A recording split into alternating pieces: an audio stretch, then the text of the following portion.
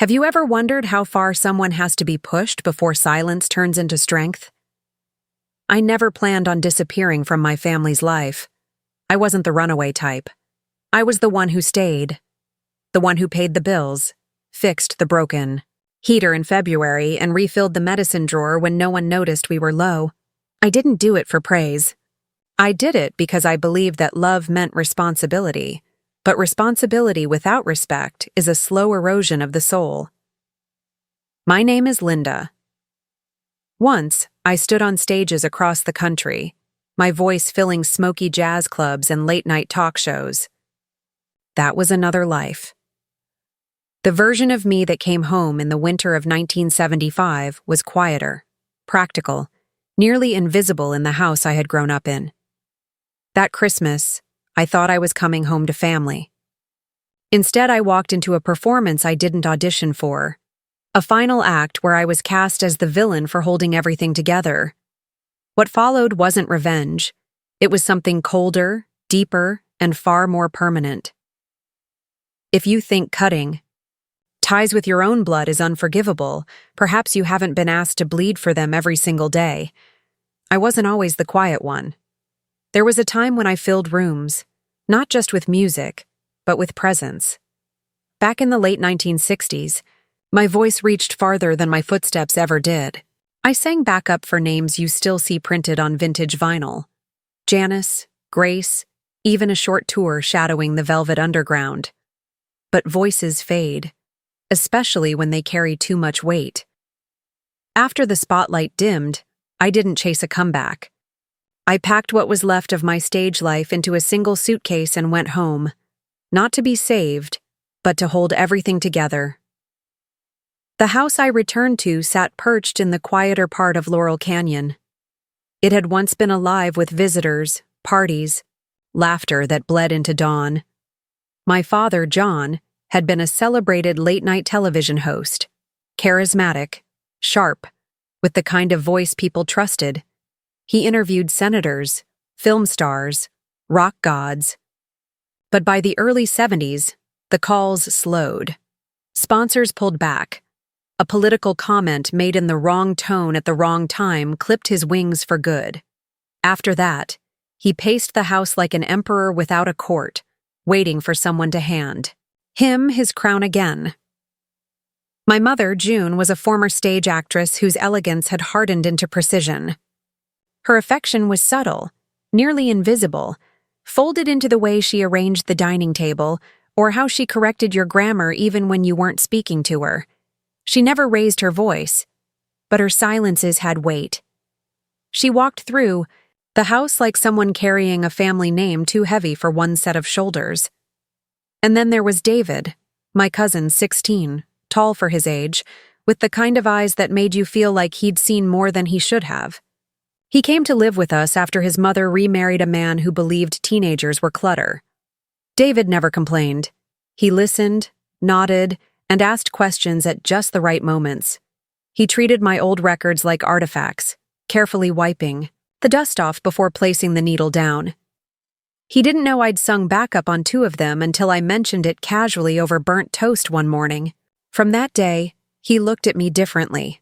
Like I wasn't just some tired woman with coffee-stained sleeves and bills in her handbag. I had taken a job as a legal transcriptionist at a mid-tier law firm in Pasadena. The pay wasn't glamorous, but it was consistent. I covered most of the household expenses: electricity, water, cable, phone, groceries, medicine, even the wine my father swirled like a connoisseur while complaining about the state of modern television. The heater that ran all winter without protest? That was me. The refrigerator full of things no one remembered buying but everyone ate? Me again. I never made a speech about it, never brought it up at dinner. If I did, it would have been twisted into something selfish. So instead I gave and gave, quietly, steadily. That's what daughters do. Or so I told myself. You learn in certain households that your value is measured not by affection returned, but by chaos avoided. As long as the lights stayed on, the yelling stayed low. As long as the bills were paid, the house kept its illusion of dignity. Sometimes, I'd watch my father watch the TV, usually an old rerun of one of his own interviews, his mouth repeating his lines half a second before they played. He never said he missed the spotlight. But he also never took off his blazer, even when no one visited. My mother called it pride. I called it denial. David and I shared the top floor. Our rooms were separated by an old bookshelf filled with classics no one had read in years. On quiet nights, I could hear his record player hum through the walls. I'd lie on my bed listening to a younger version of myself harmonizing behind a woman whose name still filled arenas, wondering if I'd ever made the right choices, or if survival had simply tricked me into thinking I had. The truth was, I didn't feel trapped. I felt responsible. And in that house, responsibility was a language only I seemed fluent in. The others lived inside a memory, a fiction they had rehearsed so often that reality became an inconvenience. What I didn't realize then, what I hadn't let myself face, is that love without respect isn't love at all. It's servitude dressed in sentiment. It's expectation cloaked as loyalty. Still, I stayed. Because that's what I was taught. When things fall apart, you hold them up. You sacrifice your voice for the sake of someone else's comfort. You convince yourself that being needed is the same as being loved. But cracks don't stay. Cracks forever. Eventually, they split wide open. And when they do, the silence you once gave becomes the silence they're forced to live with. It was Christmas Eve, 1975. The air in Laurel Canyon felt unusually still, like the entire neighborhood had paused mid-breath. The sky above Los Angeles hung heavy with clouds that threatened rain but never delivered. Just another promise left unmet. I arrived home late, after finishing a few hours of overtime at the firm. My boots left faint tracks on the dusty tile floor, and my coat still smelled faintly of the diner coffee I had sipped on the way back. The house was dimly lit, save for the yellowish glow of the chandelier hanging over the long dining table. The Christmas tree stood awkwardly in the corner, wrapped with the same tired garland we'd used for a decade, and blinking lazily with half-broken lights. My mother was in the kitchen, slicing ham with practiced silence. David sat near the tree, flipping through a worn book of poetry I'd lent him. My father stood at the window, swirling a glass of wine in his hand as though he were hosting a party that only he had been invited to. No one said anything when I walked in. I slipped off my coat, placed the grocery bag on the counter, and began helping with the plates. Dinner started with the clinking of utensils and the low hum of Bing Crosby playing from the living room radio. It could have been peaceful, even. Pleasant, if not for the suffocating silence between the adults. We didn't talk much anymore. There was always something fragile in the air, like a truth we'd all agreed to keep buried. Halfway through the meal, I reached for the mashed potatoes and gave David a small smile across the table. He smiled back. Then came the sound. Sharp. Sudden. My father's knife slammed against the edge of his plate, sending a jolt through the room. David froze. My mother's hand hovered midair with a spoonful of peas. I looked up, my stomach tightening. My father's eyes were fixed on me. Not angry, not bitter. Just cold. Empty. "Linda," he said, his voice low and deliberate. "You're a leech, and it's time you moved out." The words didn't register at first. My fork paused halfway to my mouth and I blinked, wondering if I'd misunderstood. But the look on his face told me I hadn't. My mother gave a strained laugh, the kind that tries to pretend nothing's wrong. But my father didn't flinch. "You heard me?" he continued. "You've stayed here long enough. This is my house. And I want you out by the end of the week." I looked around the table. No one moved. David stared at me with wide eyes, as if someone had shattered glass in front of him. My mother looked down at her plate, her silence cutting deeper than anything my father could say. I put my fork down slowly, wiped my hands on the napkin, and sat up straighter. I didn't stay here because I needed to, I said quietly. I stayed because you did, he snorted. You think this place depends on you? I didn't answer. I didn't need to. The evidence was everywhere. The warm food on the table, the running water, the lights above us still glowing. I could have moved into my own place months ago, had even toured an apartment near Echo Park. But every time I'd thought of leaving, I imagined the house going dark.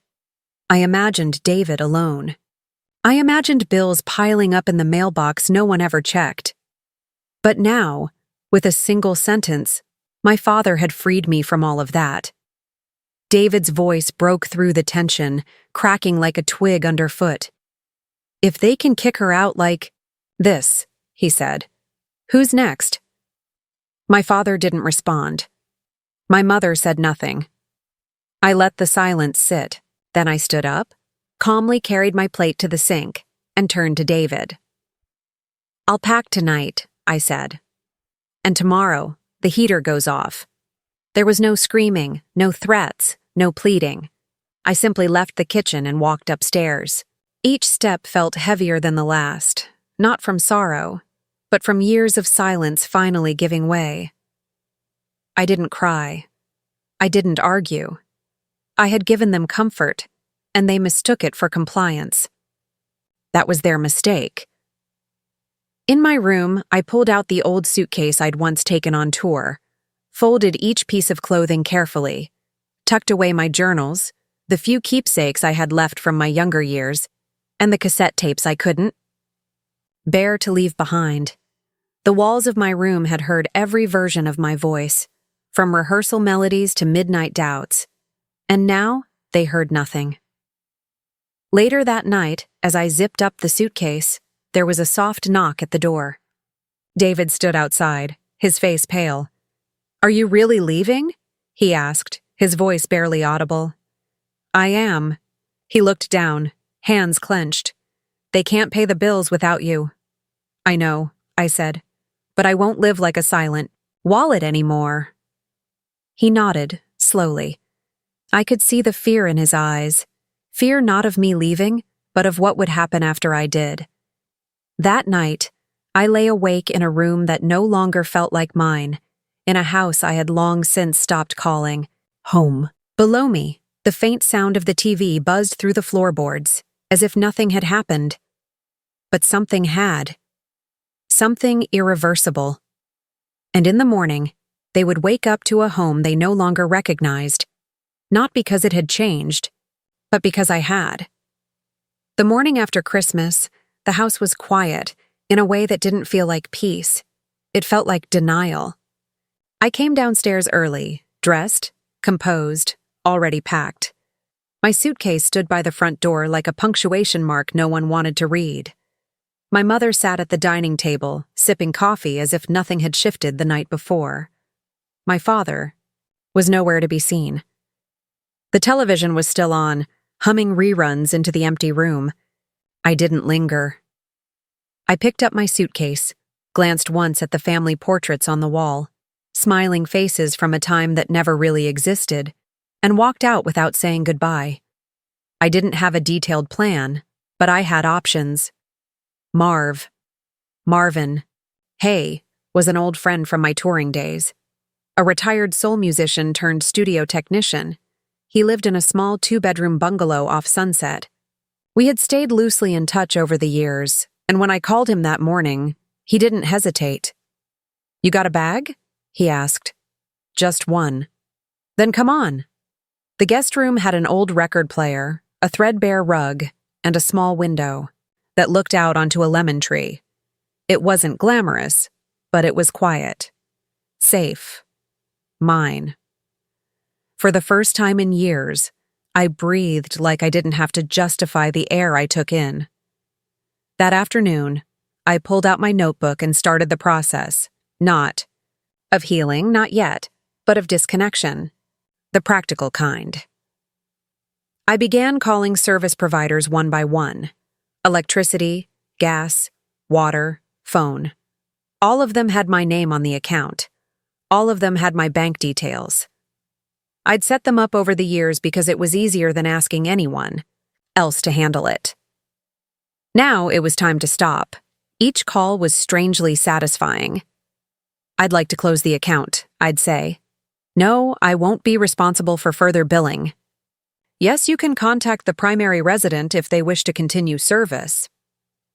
One by one, the lights flicked off, metaphorically first, then literally. It wasn't revenge. It was reality. The house would cool by evening without heat. The fridge would hum for a few hours before silence. The cable would cut out during one of my father's treasured reruns, and the dial tone on the phone would go dead. But I wasn't punishing them. I was just finally removing the crutch they had grown too comfortable leaning on.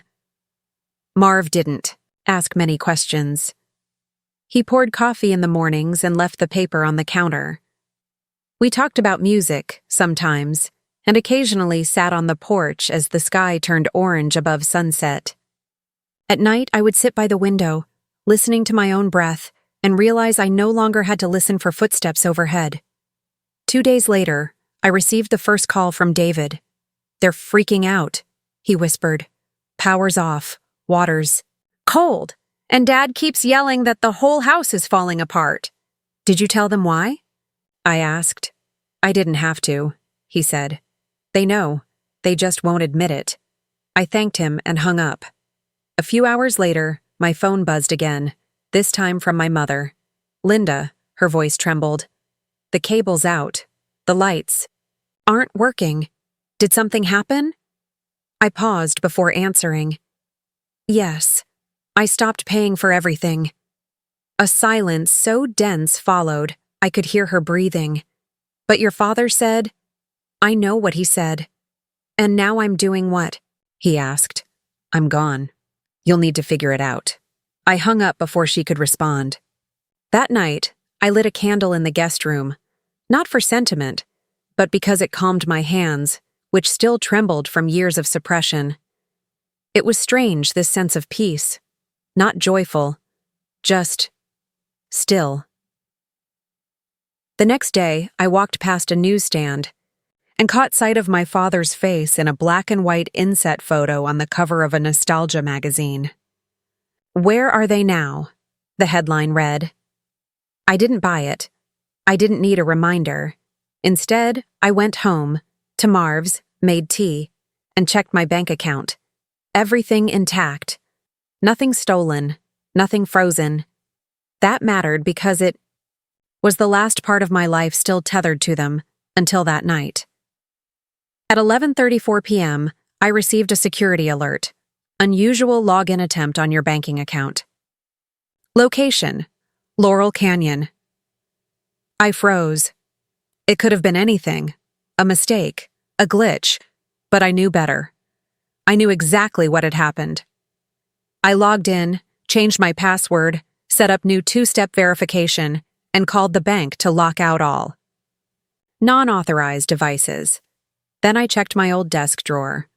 I had left behind a notebook years ago, one that had scribbled reminders and codes, banking notes jotted in pencil. I thought it was long gone. Clearly, it wasn't. David called me the next morning. "Uncle John's been in your room. He was flipping through some old notebooks. I think he's trying to guess your password." I didn't say much, just thanked him. Then sat in the quiet, facing the realization that this wasn't just a father frustrated by change. This was a man trying to break into my life after pushing me out of his.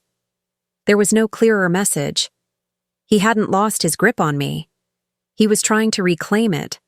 I had always known that my father was a man who needed control like other men needed oxygen. What I hadn't fully realized, until the login attempt on my bank account, was how far he would go to reclaim it once it slipped through his fingers. That night, as I sat on the floor of Marv's guest room, back pressed against the wall and the glow of the lamp casting a long shadow, something inside me shifted. This wasn't just a family conflict. This was about power, and I was finally ready to stop giving mine away.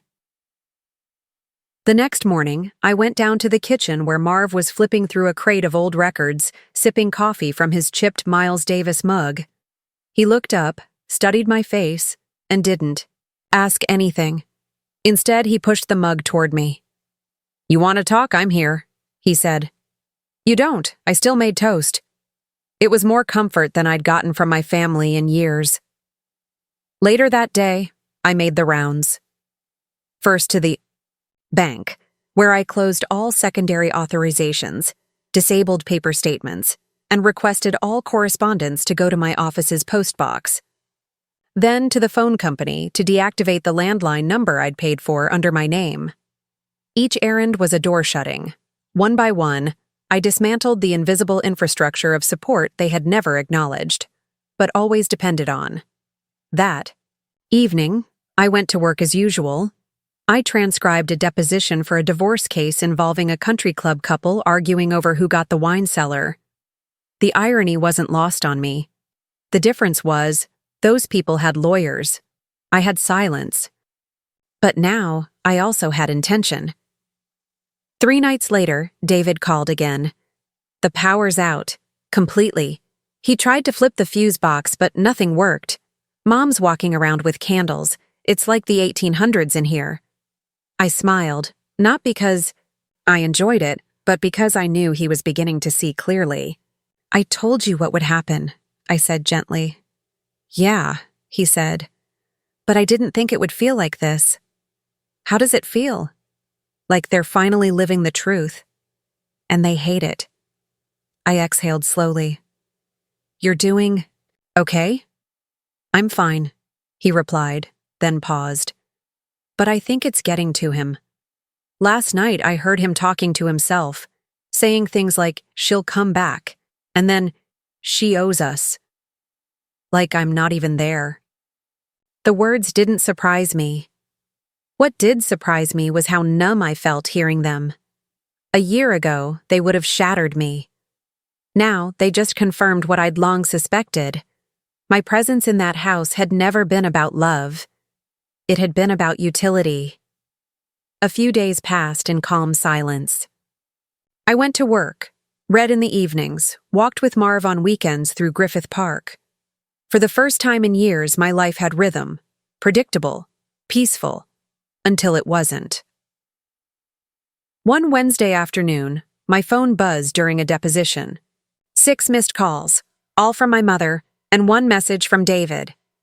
He's yelling, "The microwave's dead, the stove barely works," and he punched the wall.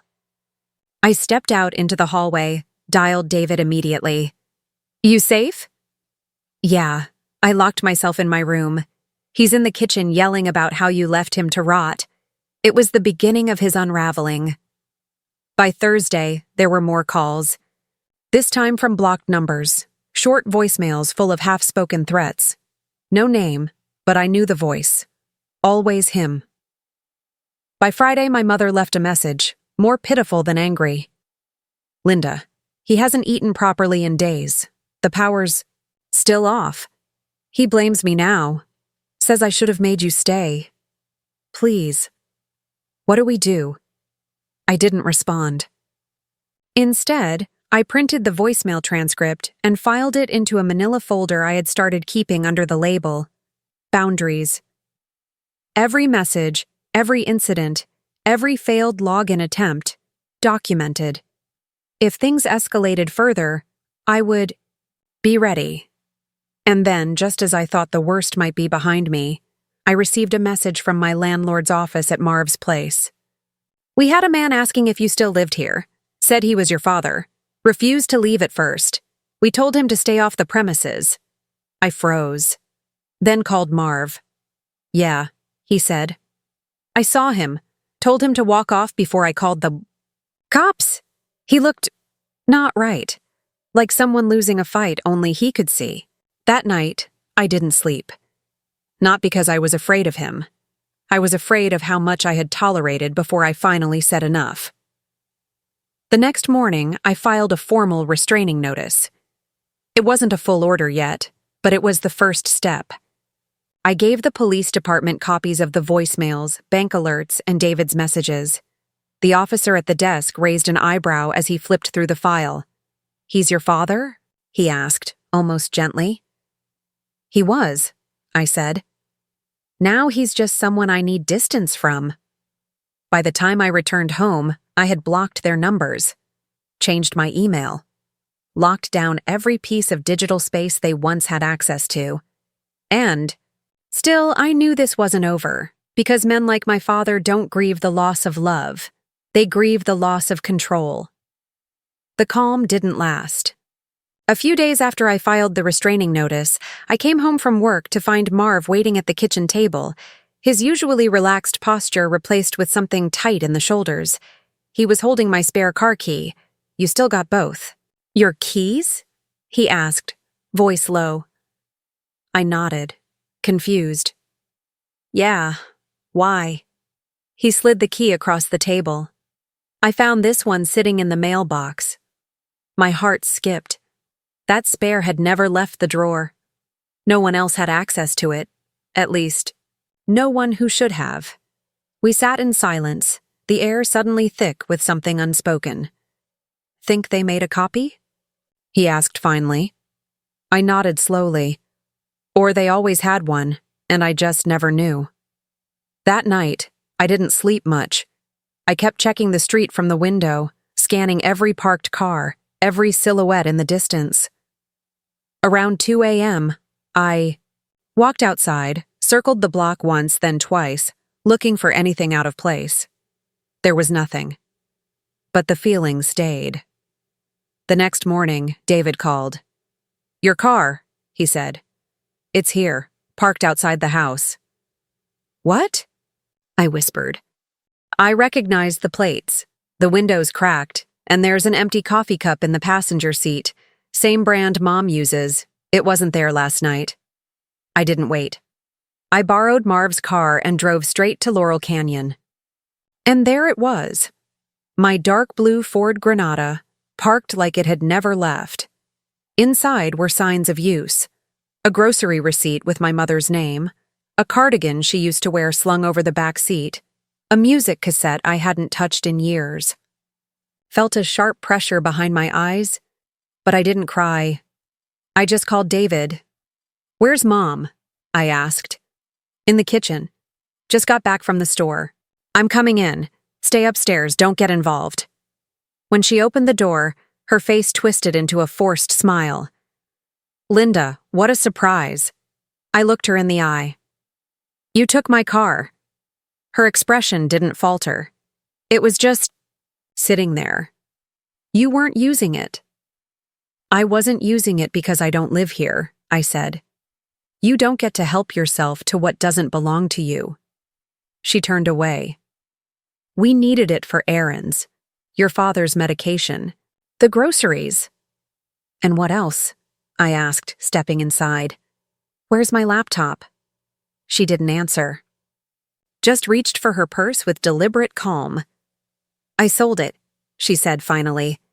"We needed the money." I stared at her, willing myself not to scream. That was mine, my property. "You walked away," she said quietly. "What you left behind?" "Well, we assumed it didn't matter." I pulled out my phone. "I'm calling the police." Her eyes widened, but not with surprise, with fear.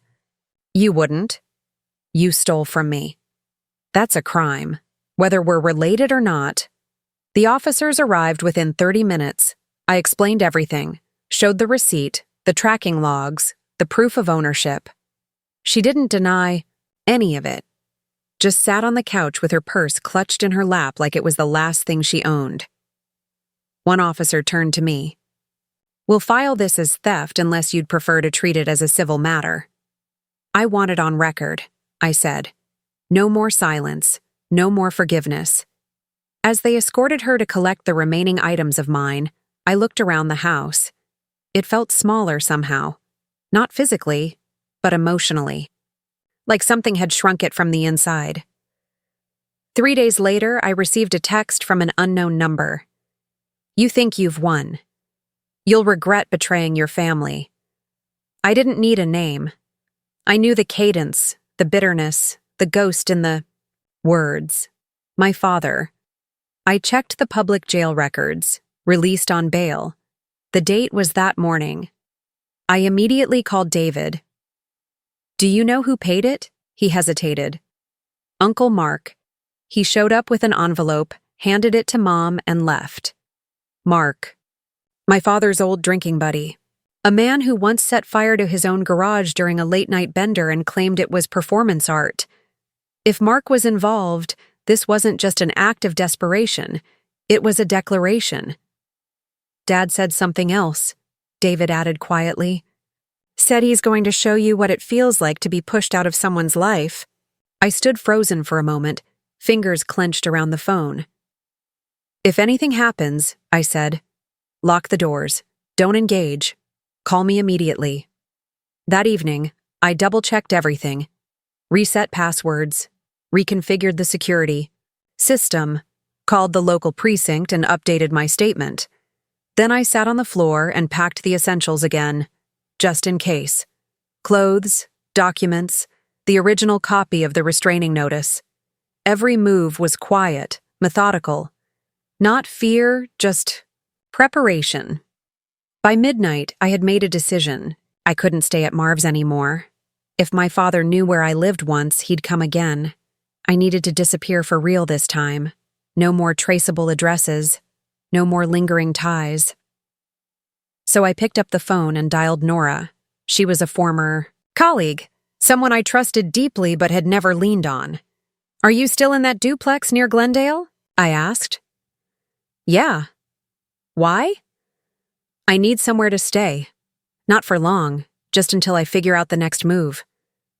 You don't even have to ask, she said. Come tonight. I'll wait up. As I loaded the car with my few belongings, Marv walked, me to the door. You sure you're good?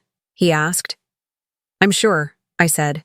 I just can't give him a map to follow anymore. He nodded, then pulled me into a brief hug.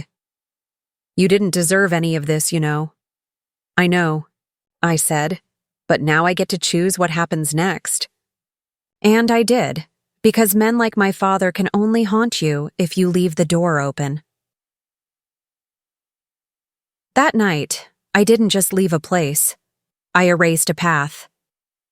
Nora's duplex in Glendale was small but bright, perched on a quiet street lined with jacaranda trees that dusted the sidewalks with purple blossoms.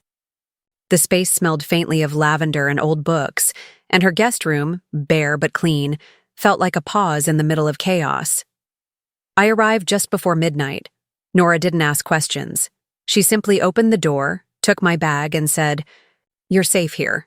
That's all that matters." For a few days, I allowed myself to breathe. I went to work, made dinner with Nora, slept through the night without checking the locks 3 times. I was beginning to think maybe, just maybe, the storm had passed. But then came the knock. It was a Saturday morning. I had just stepped out of the shower, towel still wrapped around my hair, when I heard Nora's voice call out from the living room. Shaken. Linda. There's someone at the door. He's pounding on it. I rushed to the front, heart racing. Through the peephole, I saw him. My father. His eyes were bloodshot, fists hammering against the door like it owed him something. His voice boomed through the hallway. You think you can walk away? You think you're better than this family? Nora stood behind me, pale and frozen. Should we call the police? She whispered. I already am, I said, dialing 911 with trembling fingers. As the dispatcher answered, I kept my voice steady. Yes, my father is outside my residence, trying to force his way in. I have a restraining notice filed, and he's violating it right now. Officers are on the way, the dispatcher said. Do not open the door. Outside, my father kept shouting, You owe me, Linda. I gave you everything. You're my daughter. That means something. But it didn't. Not anymore. When the sirens finally pierced the air, flashing red and blue through the slats of the blinds, I saw a shift in him. A panic. A realization that this time he wouldn't get to control the narrative. He backed away, tried to argue with the officers. But it was too late. They restrained him, firmly but without violence, and asked him to leave the premises. She called the police on her own father, he spat as they led him down the walkway. That's what she thinks family means. I didn't respond. I just watched. Not from behind the door, not in fear, but through the window, upright, steady. He turned once before the cruiser door closed, eyes locking with mine. But I didn't flinch, because this was not the man who had raised me. This was someone else entirely. Someone who couldn't stand the idea of me living a life that didn't orbit around him. When the door closed, Nora turned to me. "You okay?" I nodded. "I am now, but I wasn't naive enough to think it was over." 2 days later, I received a message from an unfamiliar number. "You can run, but you can't hide forever. Family is forever, Linda." I didn't panic. I documented it, added it to the growing folder.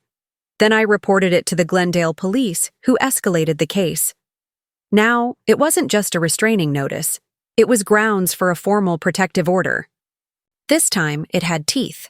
And still, the fallout didn't stop. David called again that week. "He's unraveling. He barely sleeps. Keeps ranting about you, saying you're trying to destroy the family's legacy. Last night, he accused Mom of helping you. She hasn't left the bedroom since." "Are you okay?" I asked. "I'm surviving," he said. "But I don't know how much longer I can keep this up." "You won't have to," I told him. "When you're ready, you'll, have a place. And you won't have to ask twice." The next blow came when I returned to the old house, this time with police supervision, to retrieve the rest of my belongings. A civil standby had been arranged. 2 officers stood by as I entered the house for what I promised myself would be the last time. My mother sat on the couch, silent, holding a cup of tea that had long gone cold. She didn't look up. My father stood in the doorway to the kitchen, arms crossed, jaw clenched. "You came back," he said. "What changed?" "Nothing," I replied. "I just came to take what's mine." I went upstairs, found my few remaining things shoved into trash bags in the closet. A few clothes, some photo albums, a box of letters, and my guitar, missing 2 strings but otherwise intact. As I packed, I felt no nostalgia, no ache, just closure. When I returned downstairs, my mother finally spoke. "You're really going through with this?" "I already have." She looked at me as though she didn't recognize me. Maybe she didn't. Maybe she never had. Then my father stepped forward, eyes narrowed. "You're cutting off your own blood," he said. "You'll regret this." I reached into my bag and pulled out a folded document. "If either of you contacts me again, if you try to reach me, show up where I live, or touch anything of mine, this becomes a court-ordered restraining order. And next time I won't just leave quietly. I'll press charges." The officers didn't say anything. They didn't need to. My father stood frozen, stunned by a version of me he could no longer manipulate. I turned to David, who had quietly waited by the door, backpack slung over one shoulder. "I meant what I said. When it's time, I'll be there." He nodded. A promise exchanged in silence. I stepped outside without looking back, suitcase in hand, the weight no heavier than the freedom it carried.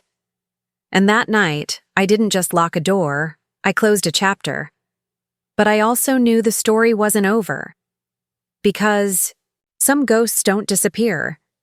They wait, just out of sight, hoping you'll flinch. And this time, I wouldn't. The day after I left the house for the final time, I changed my phone number, closed every account linked to the Laurel Canyon address, and opened a new bank account at a credit union Nora recommended. It was a symbolic act as much as a practical one, an erasure of old footprints, a quiet declaration that my past no longer had access to the future I was building. Nora helped me find a small apartment a few blocks from her own, tucked above, a second-hand bookstore. It wasn't much. 1 bedroom, a galley kitchen, and creaky floorboards that spoke louder than most of the people I'd lived with. But it was mine. completely and irrevocably mine. I signed the lease in February under soft rain and a sky that finally felt honest, gray and unsettled, like it had nothing to prove. That afternoon, I moved in with 2 suitcases, my guitar, a stack of old lyric sheets, and a copy of the protective order in a folder labeled non-negotiables. I slept on the floor the first night with a blanket Nora lent me and woke to sunlight creeping across the wooden beams like forgiveness. For weeks, life was quiet, deliciously so. I woke up without dread, drank coffee without background noise, and learned how to exist without apology. I even started writing again, songs, reflections, letters I never intended to send. I wasn't the woman I had been on stage, but something had returned to me, something I hadn't felt in years. Agency. Room. David and I stayed in touch. He called when he could, always from outside the house, speaking in a low voice. "He's getting worse," he said one night. "Not just the shouting, the silence. It's like the house is swallowing itself." "Hang in there," I told him. "You've almost made it." He turned 18 in March. He didn't throw a party, didn't make an announcement. Instead, he sent a message that said simply, "Sis, I'm ready." I picked him up the next morning. He stood outside the house with a single backpack and a framed photo of the 2 of us from years ago. Me in a denim jacket, him barely tall enough to reach my elbow. No one came outside to see him off. No hugs, no last words. Just a door that remained closed even as he stepped into the car and left the place that had held us both hostage in different ways. I helped him enroll at a local community college. We celebrated with noodles from a corner shop that had more warmth than our kitchen ever did. He moved into the dorms, and I bought him a new set of sheets, a desk lamp, and a pair of headphones he'd been eyeing for months. It wasn't much, but it was freedom. "Do you think they'll try to find you?" I asked one night as we sat near the river, watching the water move like a quiet sermon. "Definitely," he said. "But it won't matter." "Why not?" He turned to me, his voice steady. "Because now I know how to say no." That's when I knew the cycle was broken. The house we left behind didn't stand for long. Within a year, my parents were evicted.